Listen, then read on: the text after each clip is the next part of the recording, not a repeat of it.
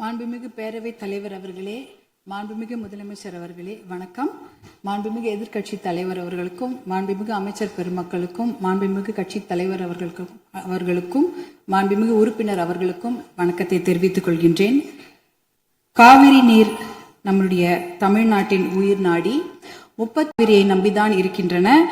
8 கோடி மக்களில் 5.5 கோடி மக்கள் காவிரி நீரை நம்பிதான் இருக்கின்றார்கள்.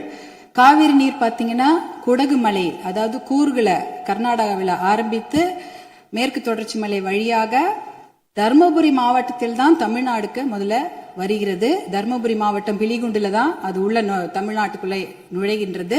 கிட்டத்தட்ட 800 கிலோமீட்டர் அது டிராவல் பண்றாங்க. அந்த காவிரி நதி பாத்தீங்கன்னா 800 கிலோமீட்டர் கர்நாடகாவிலிருந்து தமிழ்நாட்டுக்குள்ள டிராவல் பண்றாங்க. அந்த காவிரி நீர் வந்து பிலிகுண்டுல இருந்து ஒகேனக்கல் வருது. அதுக்கப்புறம் மேட்டூர் அணையை நிரப்பிட்டு பவானி, ஈரோடு, திருச்சி போன்ற இடங்கள்லாம் வந்துட்டு கடைசியாக பூம்புகார்ல கடல்ல கலக்கிறது. இதுதான் அந்த காவிரி நீருடைய டிராவல் மேப். இதுல பாத்தீங்கன்னா 320 கிலோமீட்டர் மட்டும்தான் கர்நாடகாவில் காவிரி பாய்கிறது. பார்டர், அதாவது அந்த பார்டர்ல வந்து 60 கிலோமீட்டரும் தமிழ்நாட்டுக்குள்ள 420 கிலோமீட்டர் காவிரி நதி நீர் ஓடுகிறது. அப்படி என்றால் நமக்கு தான் அதிகமான உரிமை. 420 கிலோமீட்டர் தமிழ்நாட்டில் ஓடுது, நம்மளுடைய மாநில எல்லையில 60 கிலோமீட்டர் ஓடுகிறது.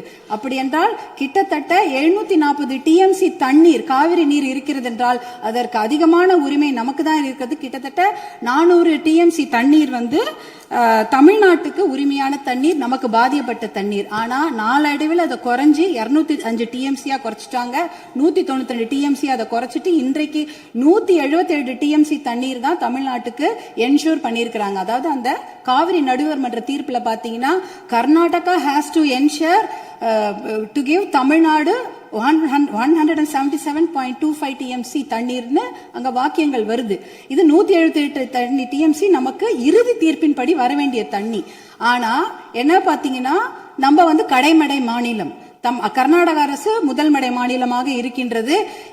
சுப்ரீம் கோர்ட், உச்ச நீதிமன்ற தீர்ப்பின்படி கடைமடை மாநிலத்தின் அனுமதி இல்லாமல் எந்த ஒரு கட்டுமான பணியும் எந்த ஆற்றுப்படுகையிலும் கட்டக்கூடாது. குறிப்பாக காவிரி நதி நீர் மேல கட்டக்கூடாது. ஆனா 4 டேம் இருக்கு.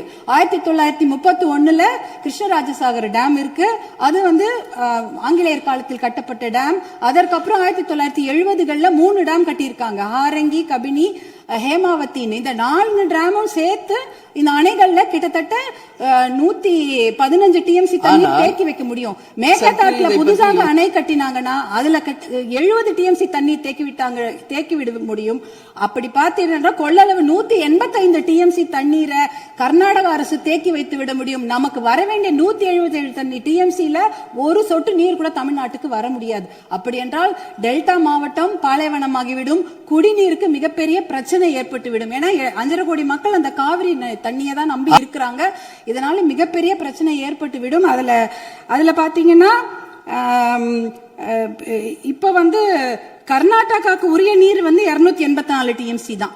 நமக்கு இருக்கிறது வந்து 404 டிஎம்சில இருந்து குறைஞ்சு 177 டிஎம்சி ஆக்கிட்டாங்க. அதனால இதை வந்து நம்ம ஒரு மிகப்பெரிய பிரச்சனையாக எடுத்துக்கொள்ள வேண்டும். மாண்புமிகு முதலமைச்சர் அவர்கள் கொண்டு வந்த அந்த தீர்மானத்தை, காவிரி நீர் படுகையில எந்த ஒரு கட்டுமான பணியோ அணைக்கட்டோ கட்டக்கூடாது என்ற தீர்மானத்தை பாட்டாளி மக்கள் கட்சி முழுமனதாக வரவேற்கிறது.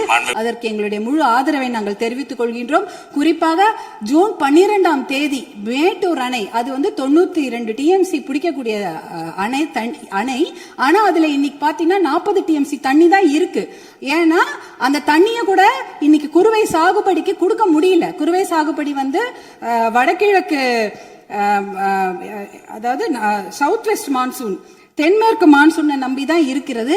ஆனா இந்த குறுவை சாகுபடிக்கு விடக்கூடிய தண்ணி வந்து இல்லாததுனால 40 டிஎம்சி தண்ணிய இன்னைக்கு ஜூன் 20 இன்னி வரைக்கும் கூட மேட்டூர் டேம் திறக்கல. இப்ப மேட்டூர் டேம்ல இருக்க 40 டிஎம்சி தண்ணி குடி தண்ணீருக்காக நம்ம சேர்த்து வச்சிருக்கிறோம். அடுத்த வருஷம் இந்த மேகதாட்டு அணையை கட்டிவிட்டார்கள் என்றால் அதற்கப்புறம் அந்த குடித்தண்ணீர் கூட நம்ம மிகப்பெரிய பற்றாக்குறை ஏற்பட்டுவிடும்.